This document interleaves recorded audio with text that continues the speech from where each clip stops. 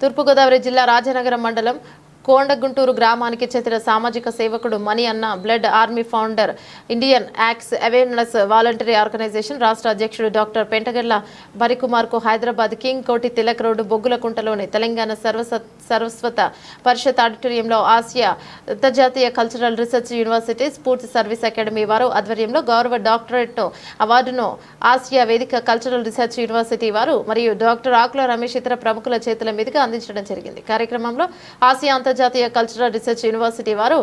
Lal PhD king కోటి union bank manager స్ఫూర్తి academy సంస్థ నిర్వాహకులు ఆకుల రమేష్ మరియు ఇమిశెట్టి రవీందర్ పెంటగల గంగాధర్ పెంటగట్ల అజయ్ గణేష్ స్వామి తదితరులు పాల్గొన్నారు.